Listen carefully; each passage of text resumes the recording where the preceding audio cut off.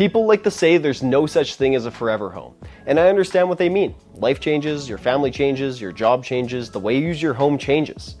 But I would argue there are homes that can grow with you. Homes where 5 years from now, you don't feel like you have to sell just because you ran out of space. To me, that's what a forever home actually is. It doesn't mean you are signing a contract saying you have to live there forever. It means you are buying a home that gives you options. I'm Josh White, a husband, dad, and Calgary Realtor with Dexter & Co. Luxury Real Estate at eXp Realty. And in this video, I'm going to walk you through how to think about your next home if you are outgrowing your current one, and how to decide what kind of upgrade actually makes sense. Now, let's say you're outgrowing your current home. The question becomes, now what? Most buyers start with the wrong question. They ask, what can I get for my budget? And obviously, budget matters. But the better question is, what am I willing to compromise on? Because every home search has a compromise, even at higher price points. You can have almost anything you want, but you usually can't have everything you want at the same price. So if you're trying to find your next home, I want you to think about 3 things: location, square footage, and layout. These are the big 3 because countertops, paint colors, and light fixtures can usually be changed. Location, square footage, and layout are much harder to change. Once you rank those 3 things, you can usually predict the type of home you're going to buy before you even start looking. Your budget determines the box, but your priorities determine the home. So let's start with location. Location has a massive impact on price. For example, with acreage properties, there's generally a premium attached to Springbank because of the schools, west side access, commuter routes, and the lifestyle around the west edge of Calgary. That doesn't mean Springbank is always more expensive than another acreage area like Bearspaw. It just means if you take a similar home and move it into a more desirable micro location, you're gonna pay for that. And this applies all over Calgary. If location is your #1 priority, that's completely fine. But it usually means you compromise somewhere else. You may get less square footage, an older home, a more dated layout, or a home you need to improve over time. And there's nothing wrong with that if the location makes your life better every single day. The second factor is square footage. The home just feels tight. So if square footage is your #1 priority, you are probably saying, I care more about the house than the postal code. That is not wrong, but it changes where you should be looking. If you want the most square footage for your dollar, you may need to expand the map into newer suburbs, older, larger homes, or surrounding communities like Cochrane or Okotoks. You might not get the most prestigious location or the perfect school district, but you might get the space your family actually needs. The third factor is layout, and I think layout is the one buyers underestimate the most.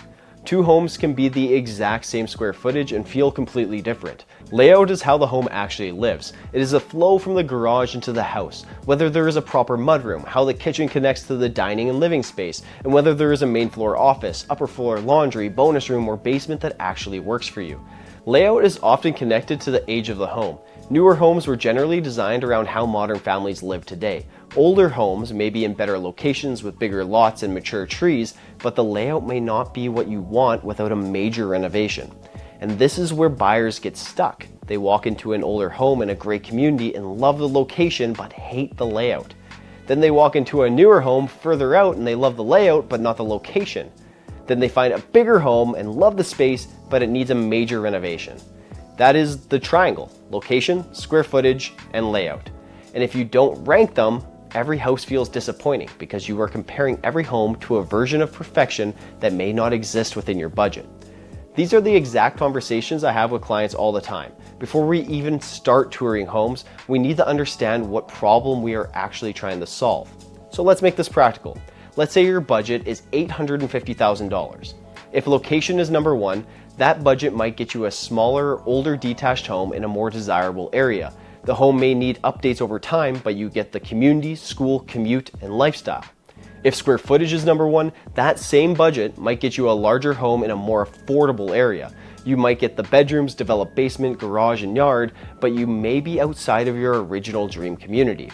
If layout is #1, you may be pushed toward newer homes or extensively renovated homes. You might get the kitchen, pantry, mudroom, upper laundry, and the functional flow, but the trade-off might be lot size, location, maturity of the neighborhood, or price. The same budget can produce 3 completely different homes depending on what you prioritize. A lot of people say location is #1 because that sounds like the smart answer. and sometimes it is. But if your home feels chaotic every day because it is too small, maybe square footage matters more than you want to admit. Other people say they need a huge home, but what they really need is a better layout. They don't need 4,000 square feet, they need functionality. The goal is not to avoid compromise, the goal is to choose the right compromise. So before you start touring homes, rank location, square footage, and layout. Ask yourself, what are you least willing to compromise on? What comes second, and what you are willing to be flexible on if the first two are right? Once you know that, your search becomes much clearer. Two buyers with the exact same budget can end up buying completely different properties, and none of them are wrong. They just made different compromises. So if you are outgrowing your home and thinking about upgrading, don't start by asking, what is the best house I can buy? Start by asking, what problem am I actually trying to solve? Am I solving for location, space, or functionality? Because your next home is not just the nicest home you can afford, it is the home that best matches the life you are trying to build. Because the goal is not just to buy a bigger home, it is to buy the right home. A home that works today, but also has the ability to work 5, 10, or maybe 15 years from now.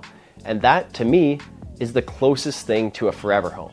If you are interested in making a move in Calgary, I'd love to help. My contact information is in the description below. Make sure to like and subscribe, and I'll see you in the next video.